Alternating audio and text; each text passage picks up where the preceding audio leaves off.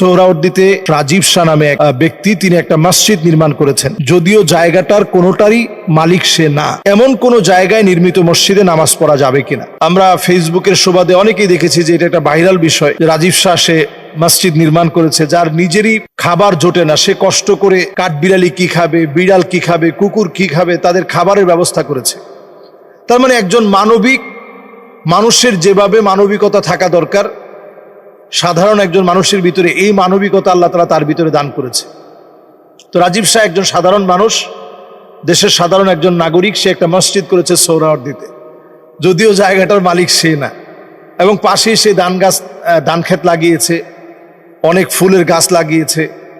তার চিন্তা হচ্ছে যখন এই মসজিদটা সুন্দর হবে, এই মসজিদে যারা আসবে নামাজ পড়তে, তাদেরকে সে এই ধান যখন পাকবে, এই ধান থেকে সে খিচুড়ি পাক করে খাওয়াবে। এটা তার একটা ধারণা, একটা চিন্তা আর কি। তো তাকে 72 ঘন্টার আলটিমেটাম দেওয়া হয়েছে এই মসজিদটাকে ভেঙে ফেলার জন্য, এবং এই মসজিদটা ভেঙে ফেলা হয়েছে। তো এই যে মসজিদটা ভেঙে ফেলা হলো, আসলে এই ক্ষেত্রে ফোকাহায়ে কেরামের সবার একমত, ঐকমত সবাই। ফোকাহায়ে কেরাম প্রত্যেকে ঐক্যবদ্ধ এই ক্ষেত্রে, যে কারো জায়গা ইচ্ছাকৃতভাবে দখল করে ওই জায়গায় আপনি মসজিদ নির্মাণ করতে পারবেন না।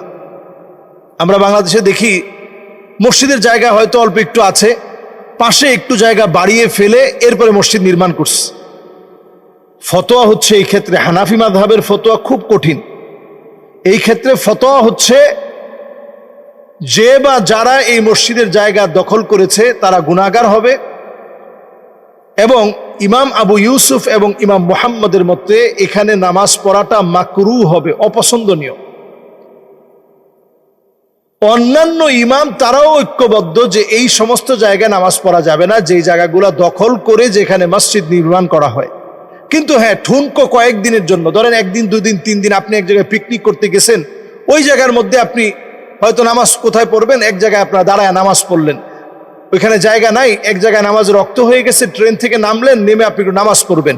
ওয়া জুইলাত লিয়াল আরদু মাসজিদা, সারাটা দুনিয়াকে আল্লাহ রাব্বুল আলামিন এই উম্মতে মুহাম্মাদির জন্য, নবী করিম সাল্লাল্লাহু আলাইহি সাল্লামের উম্মতের জন্য সারা দুনিয়াকে আল্লাহ তাআলা মসজিদ বানিয়ে দিয়েছেন। ওয়া জুইলাত লিয়াল আরদু মাসজিদা, সারা দুনিয়া আমাদের জন্য মসজিদ। তো আমাদের জন্য সারা দুনিয়া যদি মসজিদ হয়, আপনি যে কোনো জায়গায় নামাজ পড়তে পারবেন। কিন্তু সরকারি কোনো জায়গাকে আপনি দখল করে সেই জায়গায় মসজিদ নির্মাণ করবেন, আপনি মনে করবেন অনেক বড় সওয়াবের কাজ করছেন। না, আপনি সওয়াবের কাজ করেন নাই, আপনি রাষ্ট্রীয় সম্পদকে বক্ষণ করে আপনি গুনাহগার হয়েছেন। অনুসিবা লাহু লিওয়াউন ইয়াউমাল কিয়ামা, কিয়ামতের দিন আপনার কাঁধের ভিতরে এই সম্পদ উঠায় দেওয়া হবে, কারণ এটা জনগণের সম্পদ। এখন জনগণের সম্পদের ভিতরে যদি আপনি ঘরবাড়ি বানান, এটা যেমন অপরাধ, আর মসজিদ নির্মাণ করছেন এটাও তো অপরাধ। আপনি জনগণ হয়ে সরকারের সম্পদকে আপনি দখল করতে পারবেন না। রাষ্ট্রীয় সম্পদ দখল করে ওই জায়গাতে আপনি মসজিদ নির্মাণ করে সেখানে নামাজ পড়লে আসলে নামাজ হবে কিনা এটা নিয়ে সন্দেহ। হ্যাঁ, যদি মানুষ না জেনে এখানে নামাজ পড়তে আসে, হ্যাঁ, ওই লোকদের নামাজ হয়ে যাবে। যারা এই কাজে জড়িত, যারা এই কাজ করছেন জেনে শুনে, তাদের নামাজ হবে না। আপনারা জানেন যে আমাদের এই মসজিদের সামনে 24 কাঠা জায়গা, যেটা করিম গ্রুপের দাবি হচ্ছে তারা ভাড়া নিয়েছে রাজুক থেকে। রাজুক নানা সুকৌশলে আমাদের কাছ থেকে এটা দখল করে নিয়েছে। কিন্তু দখল করার পরেও আমরা এটার জন্য কিন্তু আইনানুগ ব্যবস্থা নিচ্ছি। কিন্তু আমরা হুট করে ভেঙে সেখানে প্রবেশ করতেছি না, কারণ আমাদের সমস্ত খাজনা খারিজ সবকিছু এখনো আমরা খাজনা দিচ্ছি জমির।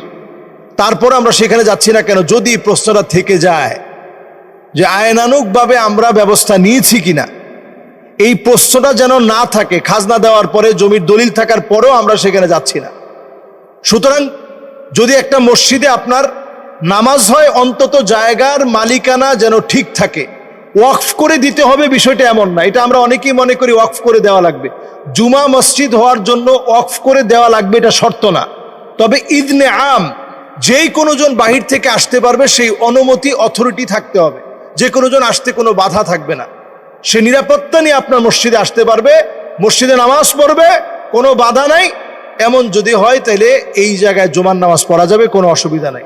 তাহলে সোহরাওয়ার্দীর রাজীব শাহের যে মসজিদ নির্মাণ, অথবা তার যে কান্নাকাটি, তার যে আকুতি মিনতি, সে আসলে বারবার বলতে চায় যে ছিন্নমূল এই মানুষগুলো নেশা, বিভিন্ন রকমের খারাপ কাজ নিয়ে থাকে। আমি সব বাদ দিয়ে একটা মসজিদের জন্য আসছি। আমি বলবো যদি সুযোগ থাকে আসলে এই মানুষটাকে মসজিদের মধ্যে যে কোনো একটা দায়িত্বে দিয়ে রাখেন। আসলে অনেক সময় অনেক ছোট ছোট মানুষ দিয়ে অনেক বড় কাজ হয়। অন্তত সে সাহস করে গাছ লাগিয়েছে, এরপরে ফুলের গাছ লাগিয়েছে, ধানের ক্ষেত বানিয়েছে, কাঠবিড়ালি সহ বিড়াল কুকুর এদের খাবারের ব্যবস্থা করেছে, মানুষের জন্য সুমিষ্ট পানির ব্যবস্থা করেছে, অজু করার জন্য সে তার সাধ্যমতো পানির ব্যবস্থা করে দিয়েছে। এত কিছু যে মানুষটা করছে আসলে নিজের খেয়ে নিজের পড়ে, এই মানুষটার জন্য আমরা কি করছি? সুতরাং এই মানুষটাকে কোনো একটা কাজে লাগান, কোনো একটা মসজিদের কাজে তাকে লাগিয়ে দেন। এই জায়গাটা যেহেতু সরকারি জায়গা, এই জায়গায় আমি বলবো না সে দখল করে মসজিদ করুক। অন্য কোনো একটা মসজিদ, সরকারের অনেক প্রজেক্ট আছে, সরকারি মসজিদ আছে, বড় বড় মসজিদগুলো আছে, এই মসজিদগুলোতে এরকম ছিন্নমূল মানুষগুলোকে আপনি নিয়ে যান। অন্তত তারা নেশা থেকে বাঁচবে, দ্বীনের দিকে তারা আসবে। আল্লাহ যেন আমাদেরকে তৌফিক দান করে। খুলনায় রান্না করতে গিয়ে গোশতের রং পরিবর্তন হয়ে একেবারে সবুজ আকৃতির রং ধারণ করেছে। তো এই গোশত যদি এমন দেখা দেয় তাহলে খাওয়া যাবে কিনা? গোশতের আসলে রং যদি পরিবর্তন হয়ে যায়, লাল যে রংটা এটা কালো বোনা করলে কালো হয়, এটা মানুষ খুব স্বাচ্ছন্দ্যেই খায়। কিন্তু হঠাৎ করে যখন এটাতে সবুজ একটা আভা দেখা দিয়েছে তখন এটা মানুষ খাবে কিনা? এটাকে মায়োগ্লোবিন বলা হয়।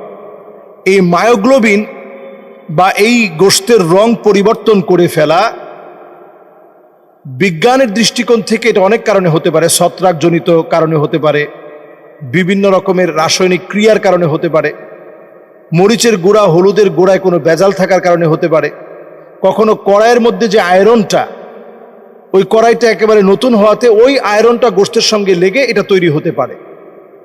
তো ব্যাখ্যা যাই হোক, যদি ব্যাকটেরিয়া জনিত কারণে, যেটা মানুষের ক্ষতির কারণ, এমনটা বিজ্ঞান শুধুমাত্র সবুজ হলেই এমনটা বলে না যে এটা ব্যাকটেরিয়া জনিত কারণে হয়েছে।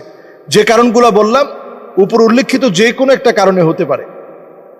যদি এমন হয় যে সবুজ রং হয়েছে পাশাপাশি একেবারে দুর্গন্ধ বের হচ্ছে, তার মানে ফ্রিজে যে আপনি প্রক্রিয়াজাত করেছেন এটা সঠিকভাবে প্রক্রিয়াজাত করা হয় নাই। যদি দুর্গন্ধ বের হয় তাহলে ওই গোশত আর খাওয়া যাবে না, ওই গোশত খাবার উপযোগী আর থাকছে না। হালালান তয়্যিবা, আল্লাহ তাআলা ভালোটা খেতে বলছেন। আল্লাহ তাআলা এমনটা খেতে বলেন নাই যেটা আপনাকে অসুস্থ করে ফেলবে।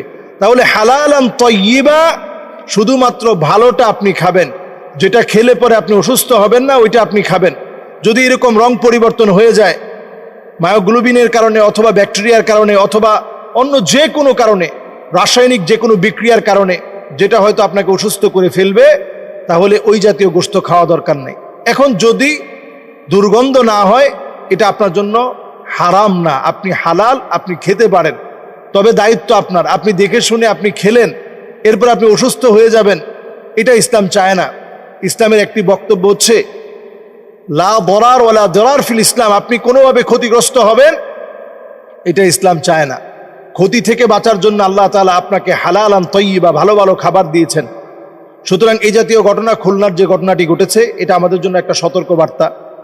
আমরা অনেক সময় দেখি গোশতের ভিতরে আল্লাহ লেখা থাকে, তো এই জাতীয় গোশত আমরা খাবো কিনা? হ্যাঁ, এই জাতীয় গোশত আপনি খেতে পারেন, কোনো অসুবিধা নেই। এখন দেখা যাবে যে কড়াইয়ের ভিতরে গোশতটা হঠাৎ করে সবুজ হয়ে গেছে, কেউ কিছু একটা মনে করে এটাকে লাল সালু পেঁচিয়ে নতুন করে একটা বিশাল জটলা বাঁকানোর চেষ্টা করবেন, এটা সম্পূর্ণরূপে হারাম এবং শিরকের দিকে নিয়ে যাবে। আপনারা এই জাতীয় গোশতের মধ্যে যদি এরকম কিছু দেখেন আপনারা খেয়ে ফেলবেন, দুর্গন্ধ না হলে খেয়ে ফেলার ভিতরে কোনো অসুবিধা নেই। আশা করি বুঝতে পেরেছেন। আল্লাহ তাআলা আমাদেরকে বোঝার তৌফিক দান করুক।